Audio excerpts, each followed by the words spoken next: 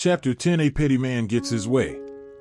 1,000 tall peak was covered all over with green pines and emerald cypresses, crisscrossed by flying waterfalls and flowing springs. Palaces rose one after another along the mountainside and between the summits, and at the very top of the highest peak lay a sky pond with rippling blue waves.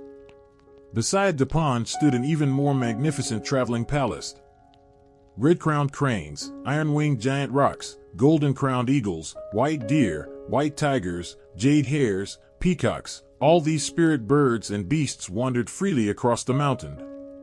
Countless fields of glossy Ganoderma and ginseng were arranged across the slopes, producing tens of thousands of spiritual herbs. Purple Lightning Palace.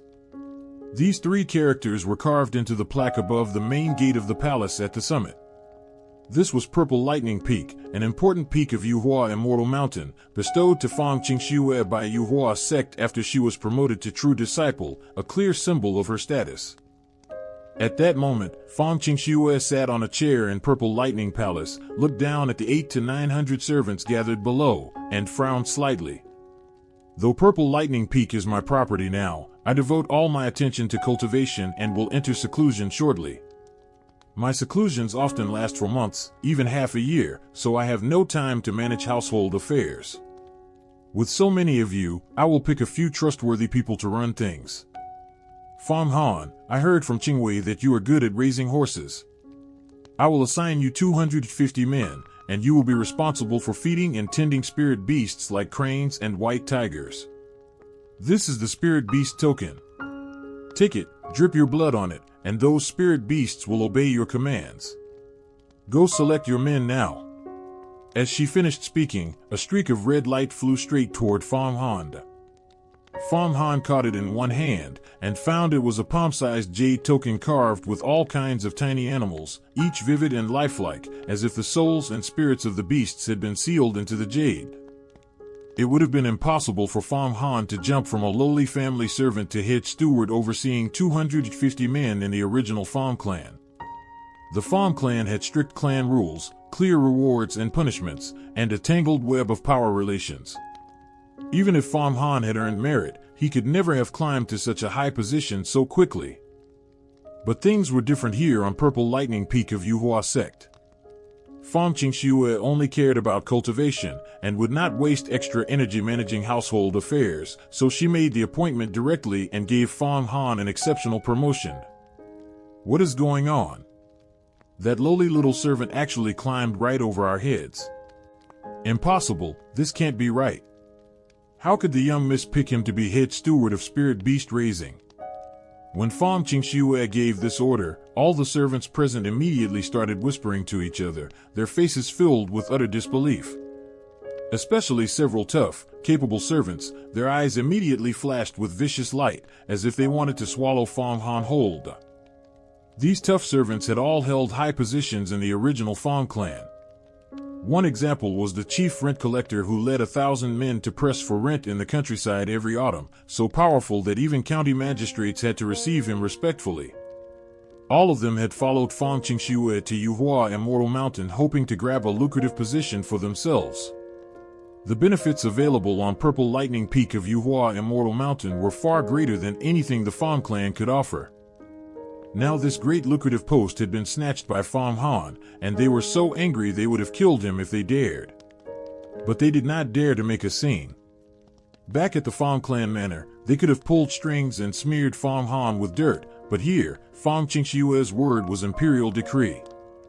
The scene of the young miss killing 8 men and 8 cranes at the foot of the mountain was still fresh in everyone's mind, so none dared to make a fuss. Fang Qingxue paid no mind to their murmurs. To her, the only thing that mattered was cultivation, more cultivation, endless cultivation. She would not be bothered with these trivial little matters. She remembered Fang Han, so she promoted him. She was a true disciple of Yuhua sect, a figure more powerful than any emperor. How could she be bothered with daily household trivialities? That was work for mortals. Fang Chang. You will be in charge of meals and cleaning for Purple Lightning Peak. Select 300 servants. When I am in seclusion, deliver meals to my quiet room on time according to the schedule. Yes. Fang Qingxue continued giving orders, and a woman named Fang Chang stepped forward. She had originally been the head maid of the Fang Manor, and this appointment as head of meals and cleaning matched her original status perfectly. Fang Man, you will take 200 men to be in charge of planting and harvesting the 80 medicinal fields, the crystal fragrant rice, the purple lightning strange flowers, and all other crops on the mountain. Yes. An extremely tough man with sharp, piercing eyes stepped forward. This man was one of those who had looked at Fang Han with killing intent just moments before. Fang Rui, you will take 200 men to be in charge of managing clothing, supplies, and goods, and going down the mountain to purchase all necessary items. All right, the rules are set. Go handle your respective duties now. After arranging the 4 major matters of food, clothing, shelter, and transportation, Fang Qingxue's body flickered and she disappeared directly to enter seclusion. At the same time, the main gate of Purple Lightning Palace slowly closed, leaving 800 to 900 servants on the square to sort out their new positions. The second young Miss Fang Qingwei, a direct descendant of the Fang clan, was not present. As outer sect disciples, she and others had already gone deeper into the mountains to practice their arts. Disciples of Yuhua Immortal Mountain were divided into outer sect disciples, inner sect disciples, and true disciples. Above them were various elders in charge of discipline and cultivation manuals, then the deputy sect leader, and finally the sect leader. Servants like Fang Han were not even counted as official members of Yuhua sect. Outer sect disciples fought among themselves to be promoted to inner sect disciples fought to be promoted to true disciples fought to be promoted to sect elder, and even elders fought among themselves for more power and authority. The highest status a disciple could hold was true disciple. Each true disciple had their own independent peak and exalted status. Some true disciples had supernatural powers that even rivaled elders, they just had not done enough great service for the sect to earn promotion. The 8 crane-riding disciples Fang Qingxue killed at the foot of the mountain earlier were outer sect disciples from another peak, Bayan Peak, whose true disciple was Jin Shirtai. Fang Qingxue killed them to establish her authority. She had just become a true disciple, and many people were not convinced. If she had swallowed her pride when provoked, she would have faced endless trouble later. By killing them forcefully, her reputation was established immediately. Though there would be some trouble afterward, Fang Qingxue was confident she could bear it. This beast token, after dripping blood on it, I can control cranes and white tigers. I have to try it, experience what it feels like to ride a crane up to the sky.